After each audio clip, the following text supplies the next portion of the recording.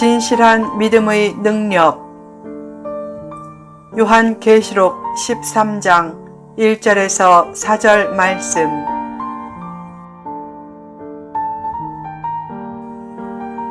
적그리스도의 속성.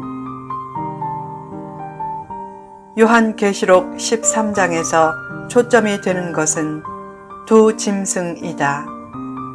첫째 짐승에 대한 묘사는 1절에서 10절에 있고, 둘째 짐승에 대한 묘사는 11절에서 18절에 있다. 첫째 짐승이 어떻게 묘사되어 있는가? 본문 1절을 보라. 내가 보니 바다에서 한 짐승이 나오는데 뿔이 12요 머리가 7이라. 그 뿔에는 10왕관이 있고 그 머리들에는 신성모독하는 이름들이 있더라. 이 구절에서 묘사된 10뿔은 10왕을 나타낸다. 이 짐승은 10왕을 거느리는 존재로서 용의 권세, 즉 사탄의 권세를 받고 이 땅에 등장한 존재다.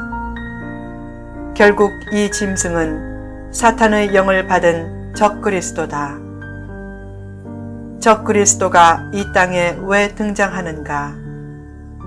요한계시록 12장을 보면 사탄은 끊임없이 여자와 여자가 낳은 아이와 여자의 남은 자손, 즉 교회와 성도를 삼키려고 하는데 적그리스도가 그 목적을 이루려고 등장한 것이다. 그 짐승이 여자의 남은 자손을 삼키려고 어떤 방법을 사용하는가? 핍박하는 방법 대신에 새로운 방법을 쓴다.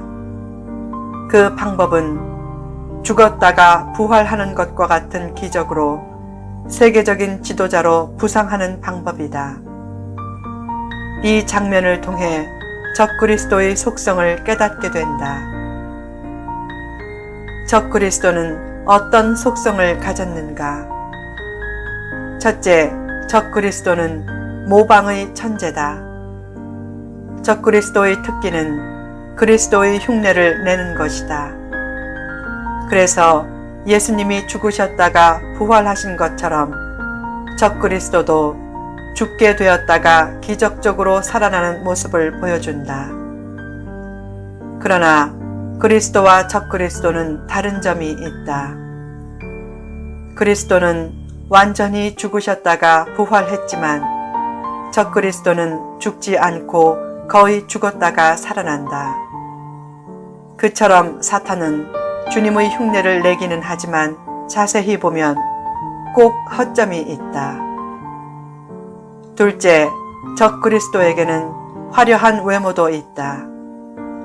7머리와 10뿔이 있다는 묘사는 괴상망측한 존재라는 말이 아니라 화려한 지위와 권세와 외형이 있다는 상징적인 묘사다. 이 묘사는 외형과 숫자에 휩쓸리지 말고 자기 영혼을 지켜야 한다는 도전을 준다. 행복이 물질 및 외형과 전혀 무관한 것은 아닐 수 있다. 너무 왜소하고 가난하면 문제도 잘 해결하지 못하고 마음의 평안도 잘 지켜내기 쉽지 않다. 물질과 외형이 행복의 빈약한 필요 조건은 될 수 있어도 풍성한 충분 조건은 될 수 없다. 셋째, 적그리스도도 기적과 능력을 일으킬 수 있다. 본문 2절을 보면 사탄이 적그리스도에게 능력과 보좌와 큰 권세를 준다. 그 말은 적그리스도도 기적과 능력을 일으킬 수 있다는 말이다. 적그리스도는 많은 군중들을 동원하는 대중성과 자기를 매력적으로 보이게 하는 이미지 메이킹이 탁월하다. 그래서 꾸며낸 기적과 이미지를 보고 많은 사람들이 놀라면서 적그리스도를 따른다. 그것이 기적 중심적인 믿음을 주의해야 할 이유다.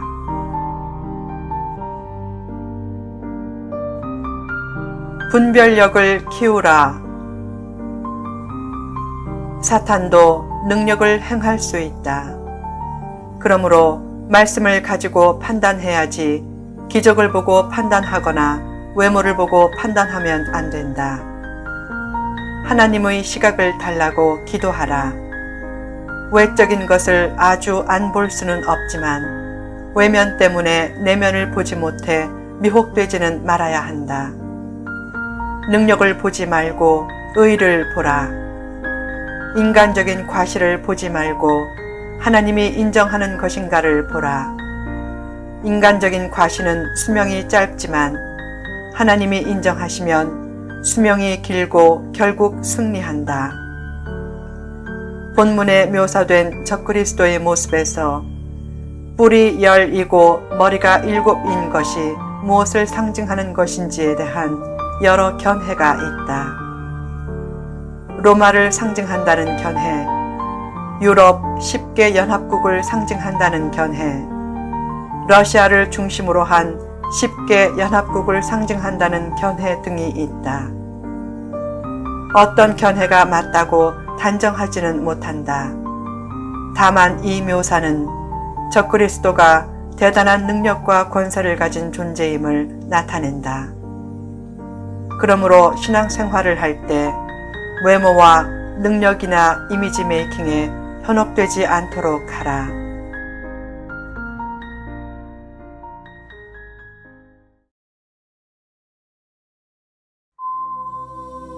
교인들은 기도할 때 하나님 주세요 란 기도를 많이 하지만 때로는 하나님 제가 잘못 쓰면 가져가세요 란 기도도 많이 해야 한다.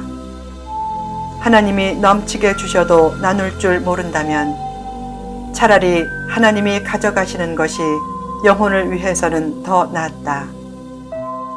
기도의 제1 목적은 달라고 하는 것에 있지 않고 하나님의 선한 뜻을 알고 그 뜻대로 더 잘 복종하기 위한 것에 있다. 문제 해결 전에 혹은 체험받기 전에 그런 기도를 한다면 얼마나 바른 성도가 되겠는가. 이 시대에 필요한 사람은 바른 정신을 가지고 하나님을 믿는 사람이다. 믿는다고 말해도 믿음이 요구하는 인간상을 갖추지 못한 교인들이 얼마나 많은가. 행위는 완벽하지 못해도 정신만은 똑발라야 한다. 믿음이 바르지 않으면 복된 존재가 될 수 없다. 일부 성도들이 실수하는 태도가 무엇인가? 외적인 것, 큰 것, 비본질적인 것에서 행복 유무 및 성공 유무를 찾는 태도다. 외형으로 평가하려는 마음은 예수님의 마음이 아닌 병든 마음이 되기 쉽다. 바른 정신도 없고 바른 인간상도 갖추지 못한 채 외적인 성공의 옷을 걸치면 어떻게 되겠는가? 가장 복된 자세는 큰 것보다 바른 것의 소중함을 알고 거기서 행복을 찾는 자세다. 그처럼 외면적인 것보다는 내면적인 것에서 행복을 찾고 비본질적인 것보다는 본질적인 것에서 행복을 찾으려고 하라.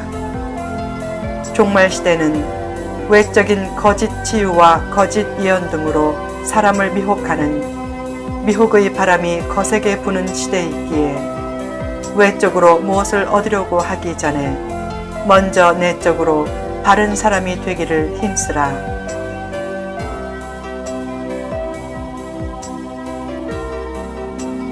진실한 믿음의 능력. 진실하지 못한 사람은 진실하지 못한 사실을 따르기 쉽고 진실한 사람은 진실한 사실을 따르기 쉽다. 사탄이나 적그리스도나 이단 교주가 거짓이 심하다거나 혹은 미혹이 심하다고만 생각하지 말고 내 영혼은 내가 지키려고 해야 한다. 어떻게 나를 지키는가? 어떤 교회나 사람이 내 영혼을 끝까지 변함없이 지켜주는 것이 아니다. 결국 내 영혼을 지키는 가장 큰 힘은 내가 진실한 믿음을 가지고 살려는 태도에서 나온다. 진실한 믿음이 주는 파워는 생각 이상으로 크다. 예수님은 누가복음 17장 6절에서 겨자씨 한 알만한 믿음이 있으면 능력이 나타난다 라고 하셨다. 더 나아가 마태복음 17장 20절에서도 조금 더 강도 높은 표현으로서 겨자씨 한 알만한 믿음이 있으면 산을 옮긴다 라고 하셨다. 예수님은 산을 옮기는 화려한 믿음보다 진실한 믿음을 더욱 강조하셨다. 진실한 믿음은 겨자씨처럼 작아 보여도 산과 같은 문제를 극복하는 가장 위대한 힘이다. 옛날에 한 사람에게 갑자기 도깨비가 나타났다. 그는 도깨비와 밤새도록 사투를 했다. 날이 밝자 그 도깨비가 불이 나게 도망쳤다. 나중에 알고 보니까 그가 밤새도록 빗자루와 싸운 것이었다. 영혼이 어두워지면 귀신이 마음문을 계속 두드리지만 영혼의 빛이 임하면 귀신이 아무것도 아님을 깨닫게 된다. 헛된 귀신에 사로잡혀 오래도록 씨름하며 지낼 필요가 없다.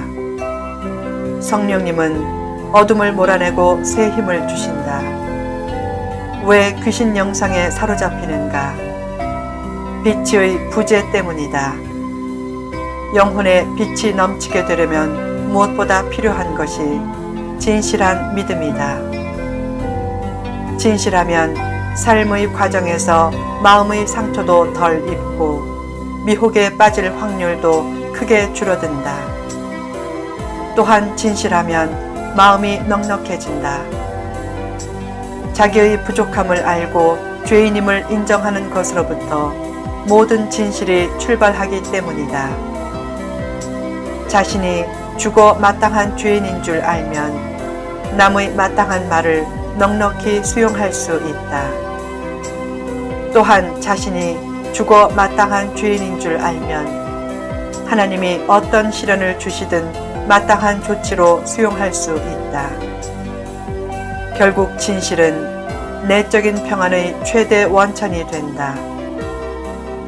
내가 죄인임을 깨끗이 인정하고 출발하면 평안과 용기가 생긴다. 왜 사람들이 용기가 없고 작은 일에 전전긍긍하면서 살아가는가? 겹겹이 쌓여있는 거짓과 헛됨이 드러날 것을 염려하기 때문이다. 진실을 추구하면 두려움과 미혹에 빠질 가능성을 크게 줄일 수 있다. 진실은 내 영혼을 지켜내게 하는 내적인 파수꾼이다. 진실은 먼 곳에 있지 않고 내 손이 닿는 곳에 있다. 그러나 썩으려는 결코 아니다. 진실은 어떤 값을 주고도 살 수 없는 가장 소중한 것이다.